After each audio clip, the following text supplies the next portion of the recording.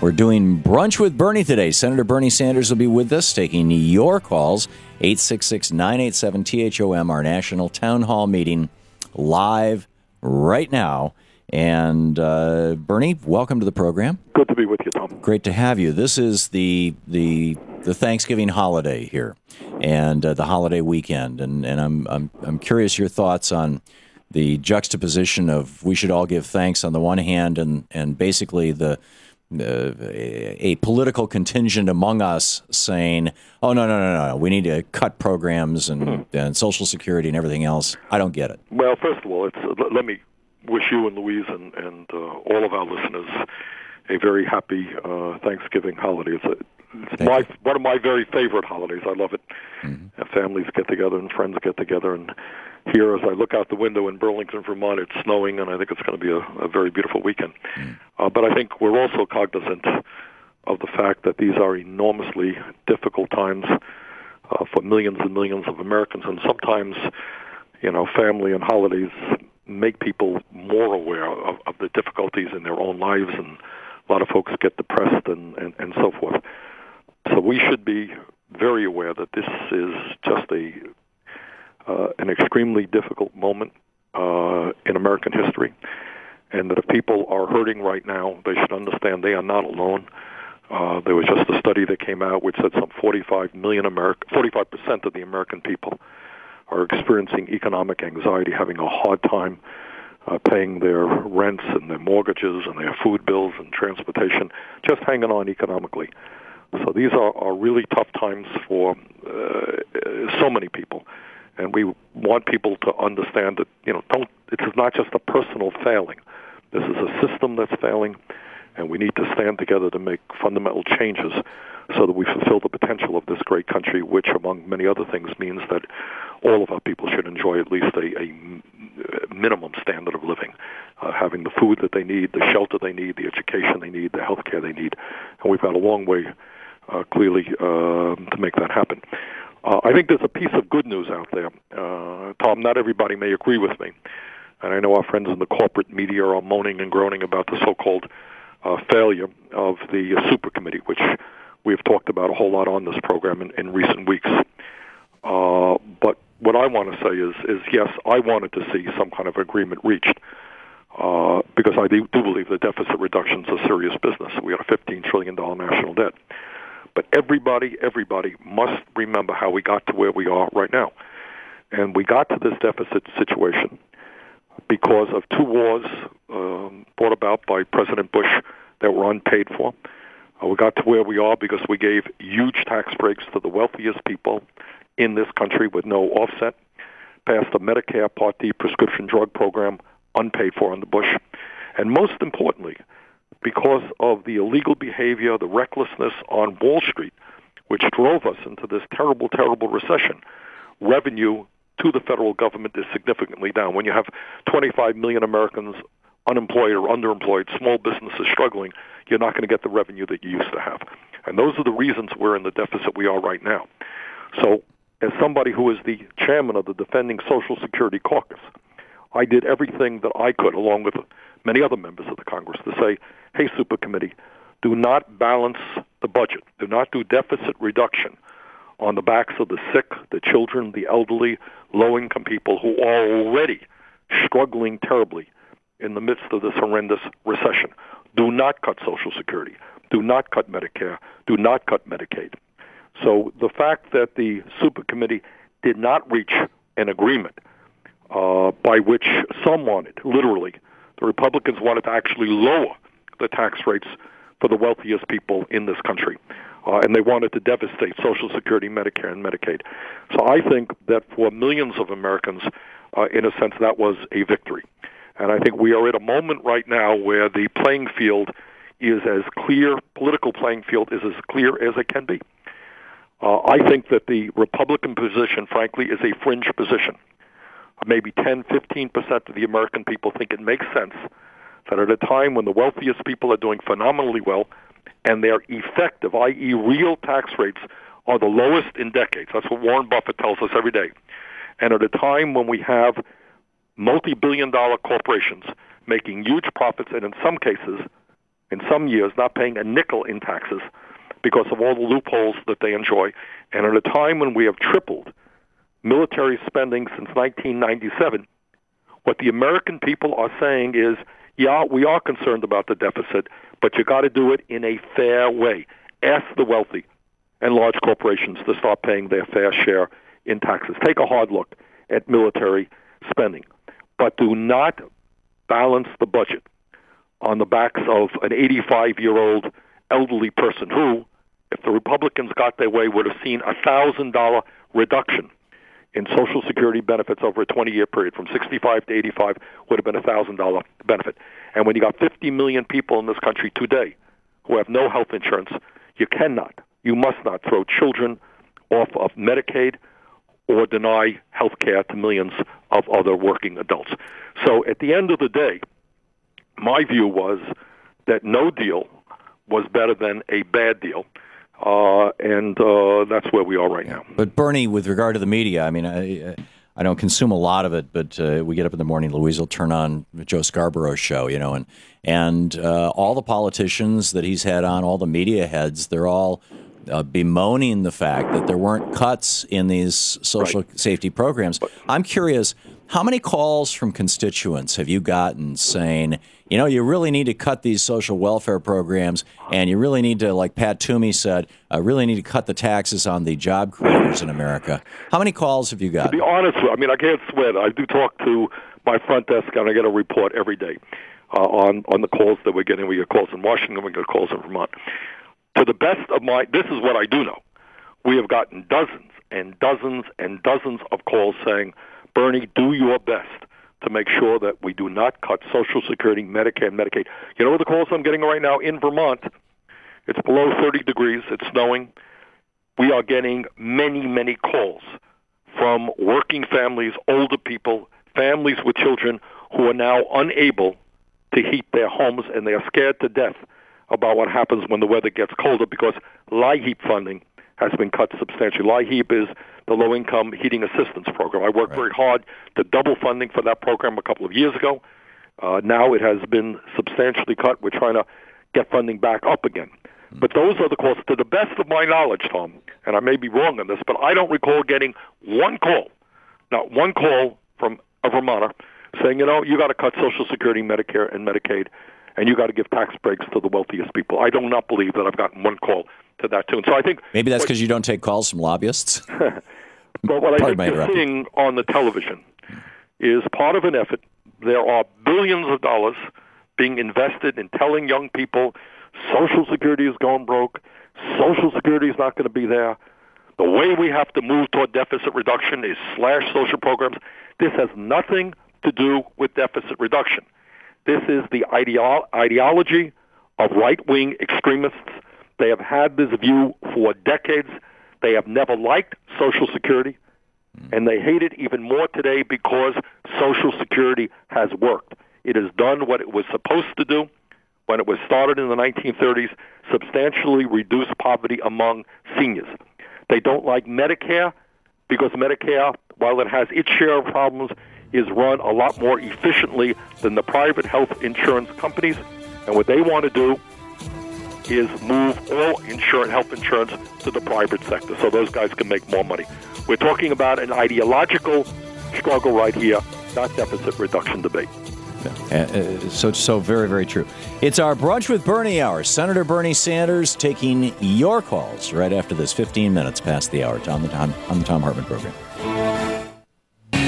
It's our national town hall meeting with Senator Bernie Sanders. Brunch with Bernie on the Thom Hartmann Program. Welcome back, and pick up some of your calls here. Matt in Michigan, you are on the air with Senator Sanders. Yeah, happy Thanksgiving, gentlemen. Thank you. Senator, I'd be curious to learn if you've ever got a call from a constituent asking that we open up a military base in Australia. And I'm wondering if you have any idea what this proposed base may eventually cost, and what does this say about the priorities of this White House? And I'll hang up and listen for your response. Thank you.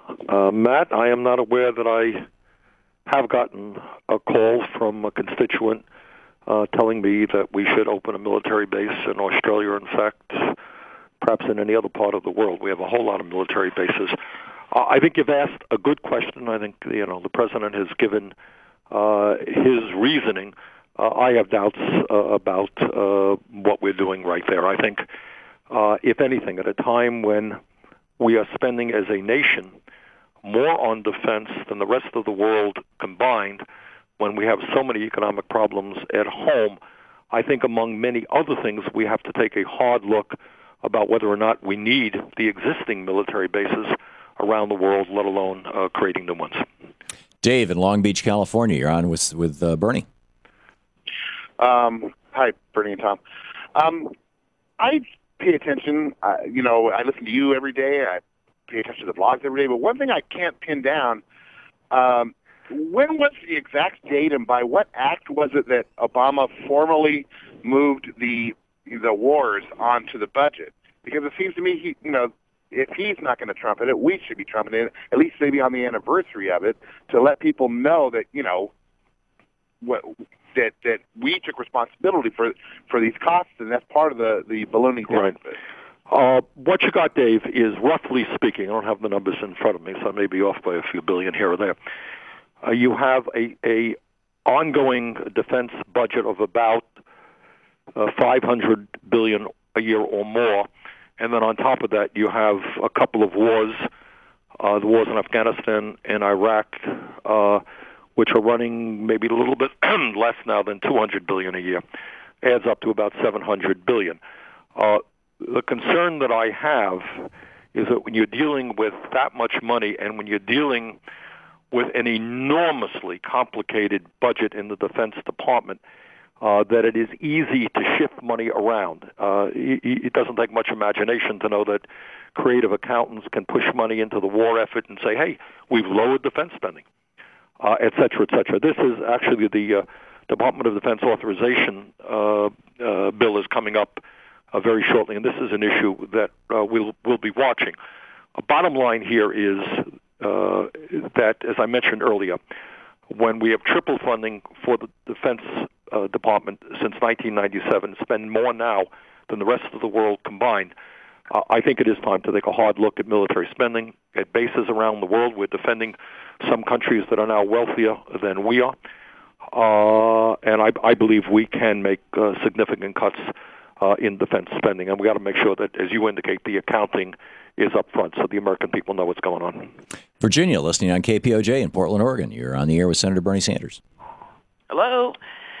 Tomorrow's Thanksgiving. I want to say I'm thankful for you and Bernie Sanders and the Occupy movement and Governor John Kitzhaber of Oregon, who just said we won't do any more executions while he is governor. Mm-hmm. My question for Senator Sanders is there any way on a federal level to prohibit the sale of military-grade pepper spray, military-grade anything that for civilian use in this country? I don't know that you can do that, Virginia, because each city and municipality has its own police department, and they arm their own police department in the ways they do. I mean, I think what we have to do is be as vigilant as we can, community by community, to make sure that police departments do not overreact. I think everybody has seen the videotape about the officer who was just willy-nilly spraying that pepper stuff onto people and other acts of police abuse. But that's just something that we have got to, as a nation, stand up and say, we are a free society. We have a constitution. People have the right to assemble, and they should not be harassed or intimidated by police departments.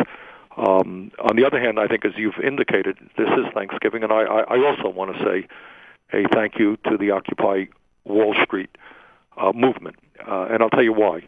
I think what they have managed to do is focus attention on some of the very, very most important issues facing our nation when the media, to a large degree, does not pay attention to those issues. So I would point out that we are seeing more discussion today about the growing economic disparities in America in terms of income and wealth.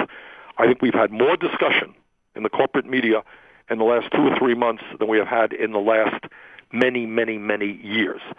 And to the degree that the Occupy Wall Street has brought attention to the fact that we have the top 1% earning more income than the bottom 50%, and the 400 wealthiest people in this country owning more wealth than the bottom half of America, 150 million. And what that means morally and what it means economically, that is a huge step forward for this country. And people are beginning to talk about it. And I think the degree that we focus on Wall Street and the horrendous damage that Wall Street greed and illegal behavior has had on this country, to the degree that we focus on that issue, that is just a huge step forward politically. What we have to do now is put some meat on the bones there. And if we talk about Wall Street reform, what exactly are we talking about? What do we want to do? What should be the role of financial institutions in this country in helping us to create jobs, rebuild the economy, rather than just running a huge gambling casino? Yeah, and a huge gambling casino is what we have right now, it seems. Senator Bernie Sanders is with us. It's our Brunch with Bernie a couple days early here on the Thom Hartmann Program, taking your calls at 866-987-THOM. You can also check out his website at sanders.senate.gov. You'll find a treasure trove of news and commentary information there, as well as his newsletter. You're listening to the Thom Hartmann Program. It's our national town hall meeting today, Brunch with Bernie, and Senator Bernie Sanders on the line taking your calls. Gary in Indiana, you're on with Senator Sanders. Yeah, I was just wondering what you thought about the lady it was in Seattle. I said Oakland when I talked to your screener, but that was punched in the stomach and hit in the stomach and kicked in the stomach and then pepper sprayed and then miscarried. I mean, are you hearing any of these anti-abortion people coming out and saying anything about it? Well, obviously, Gary, that's police abuse, and it's unacceptable. And as I mentioned earlier, as a nation, we have got to reaffirm our belief that in a democratic society, people have the right to peacefully assemble, to protest, without police abuse. And clearly, from everything that I hear, that was police abuse. Jim in Los Angeles, you're on the air with Senator Sanders. Hello. Hey, Jim, you're on the air. Yeah, hi, Senator. How are you doing? Good. I am very concerned about this divisiveness in this country. The debate is so sharp and divisive that no side could come close to the other side. And quite frankly, I mean, I'm trying to get myself educated. I listen to Tom's show, and I listen to the shows like Hannity, and I'm trying to get where the truth is, because I think it's somewhere in the middle. And these messages that I keep hearing from you, for example, on tax the rich and social justice and all that, that does not help bring the country united or even reach a compromise anywhere. You keep talking about the GOP wants to cut Social Security. They want to cut. No, I haven't heard one saying cut them. They're all saying reform them. They want tax breaks for the rich. No, tax breaks help everybody. And I haven't heard once any speech from you or Tom about the abusive behavior of the unions. If there's a corporate behavior that's wrong, Wall Street is wrong, go after them. But talk about the unions as well and the other side. If you want to have a uniting message, for God's sake, talk about all the wrongs on both sides. Why can't we do that? Okay, Jim. Thank you very much for your question. Let me answer it as best I can. Jim, I happen to think that the debate that takes place in Washington and the divisiveness in Washington does not really reflect what goes on throughout the United States of America. I think Washington itself, the Republican Party, and I'll get into this, I think their agenda is much more right-wing than what average Americans believe is good public policy. And I think the Democrats are much more conservative than what most Americans would like them to be.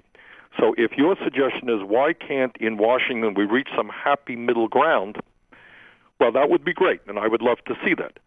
But I can't support that if the result of that is to essentially attack many of the programs that tens of millions of working families significantly depend upon. Let me give you some examples, Jim. You suggest that the Republicans want to reform Social Security. They want to reform Medicare. the word reform is a code word for making substantial cuts or in some cases moving toward privatization. That's what it is. At the very least, virtually every Republican is in support of a new formulation for COLAs for Social Security beneficiaries called the chained CPI, which, if you're 65 years of age today, would result in you getting $1,000 a year less when you're 85. And if you're living on $15,000 a year Social Security, that is a huge cut. Now, some people, Jim, may suggest that that is a reform. I don't. That is a significant cut. In terms of Medicare, the Republicans supported the so-called Ryan budget, which radically changes, undoes what Medicare is, and makes it into a voucher program. No one disputes that, where the cost of health care is going to be pushed onto the backs of many elderly people who can ill afford to pay those increased costs. You may call that a reform. I call that a major, major cut in Medicare. Medicaid, the same, major cuts. So I would say to you, Jim, don't be fooled by the language that people use. Republicans are very, very good at language. But bottom line is what they are doing today and have done for many, many years is fight for tax breaks for the wealthiest people in this country who are today doing phenomenally well. They are fighting to maintain loopholes for large multinational corporations who in some cases pay nothing in taxes. And a lot of that is a result of all kinds of corporate money and money from wealthy people which floods in to Congress, both parties, by the way.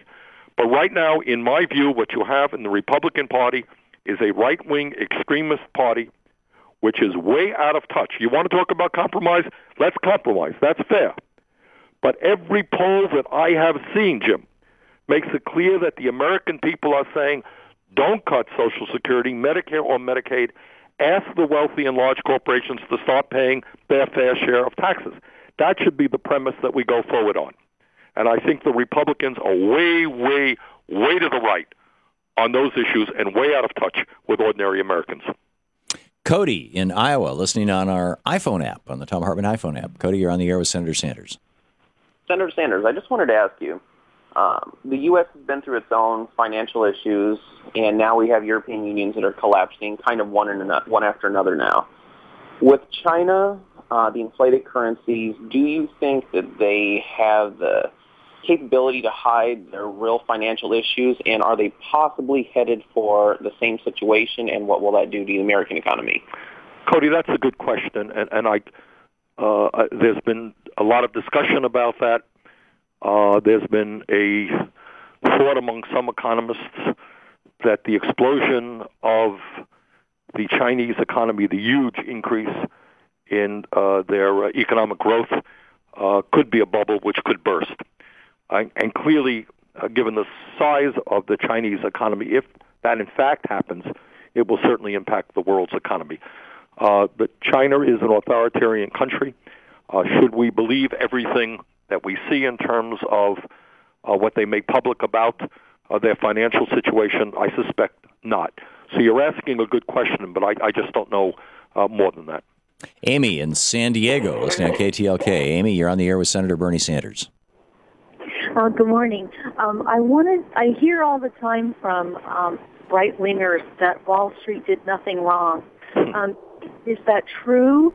Or is it just they did something morally wrong, or was it really against the law, or did they change laws to make their illegal acts legal? Well, Amy, ironically, probably the answer is all three.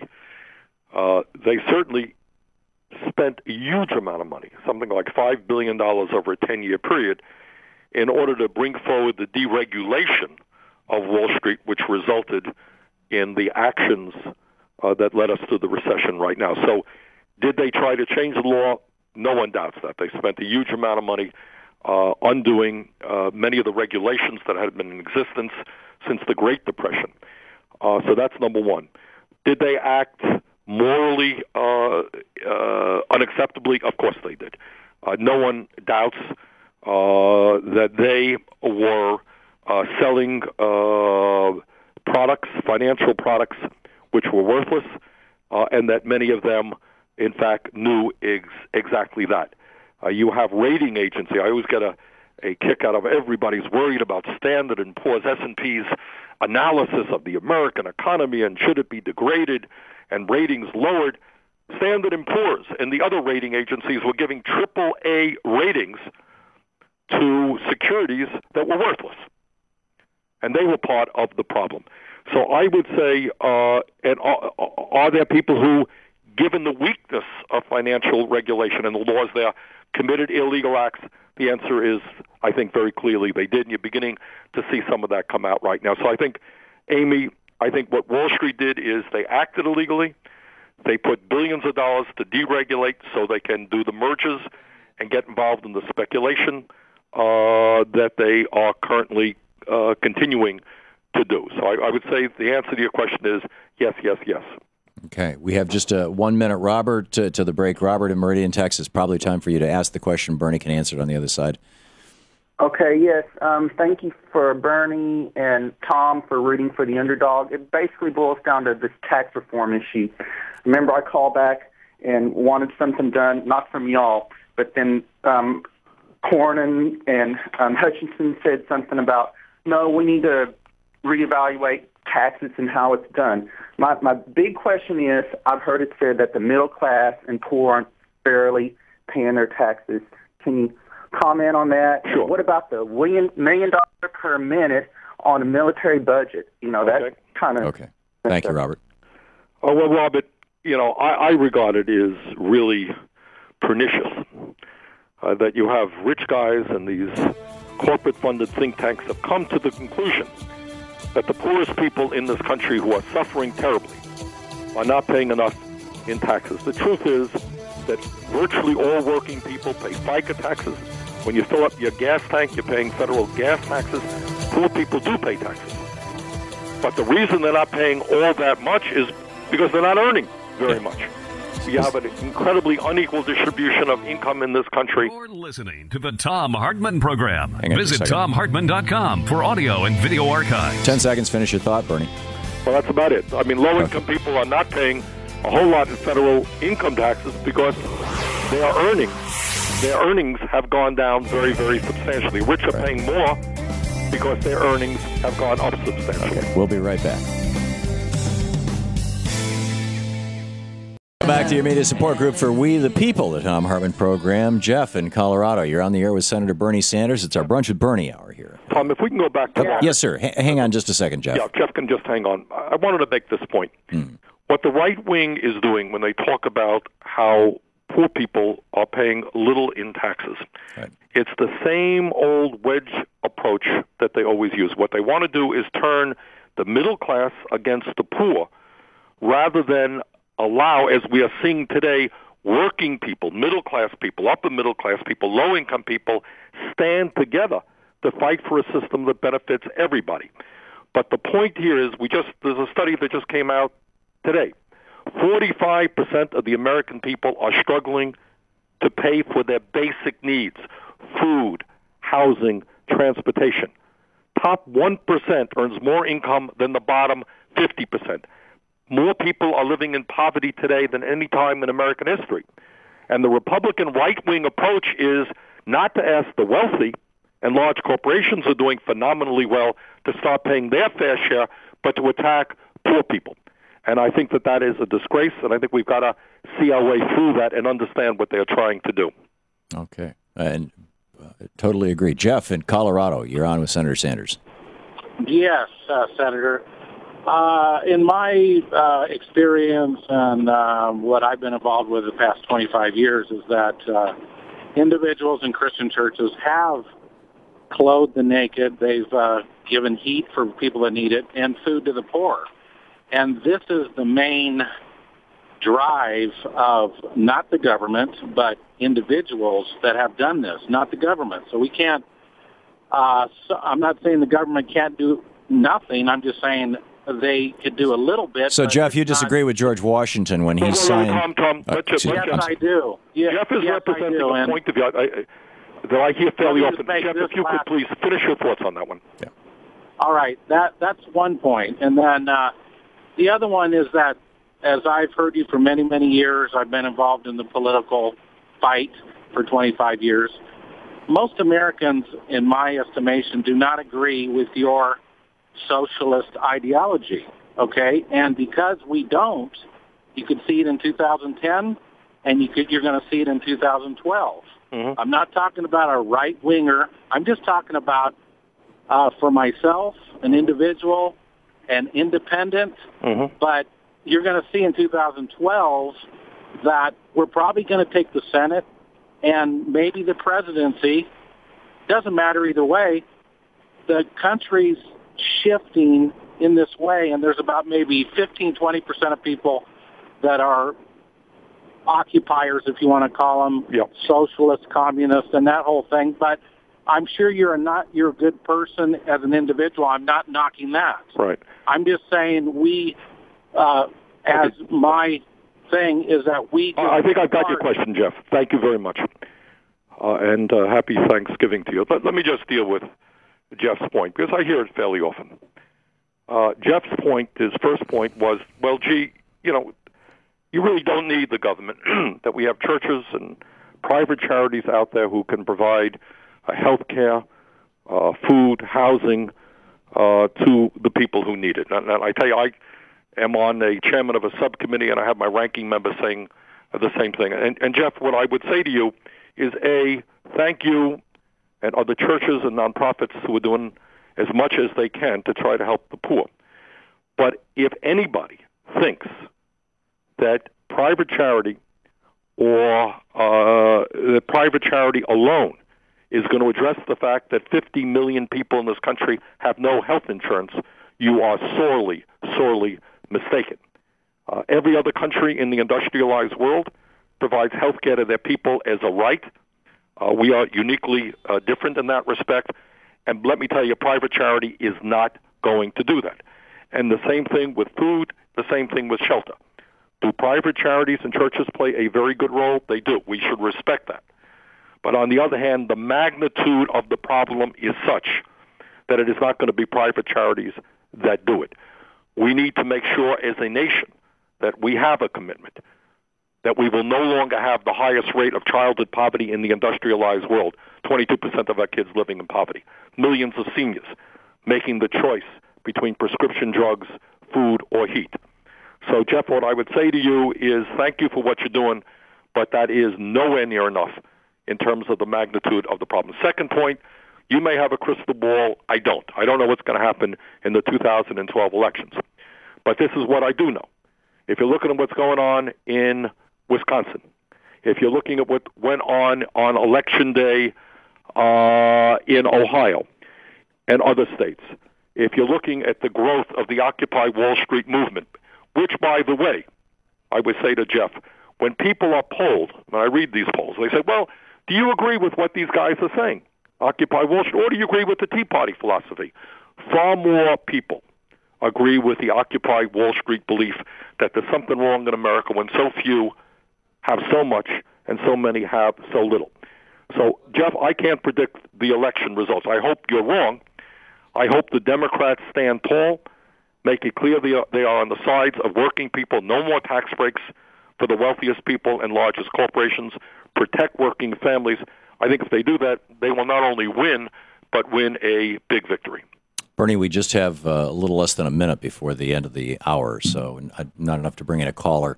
Final thoughts for the week? Well, let me once again, wish everybody a very happy Thanksgiving, and to suggest, as I have many times, that this is a pivotal moment in American history, and it's not quite clear which direction this country will go.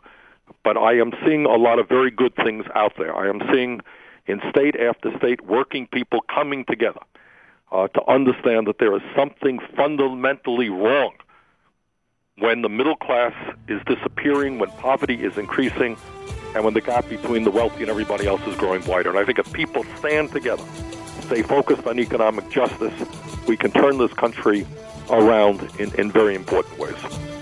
Thank you so much. Senator Bernie Sanders. Thank you, Bernie. Good to be with you, Tom. Our National Town Hall meeting, Brunch with Bernie, And check out Bernie's website, sanders.senate.gov. It is truly an extraordinary resource.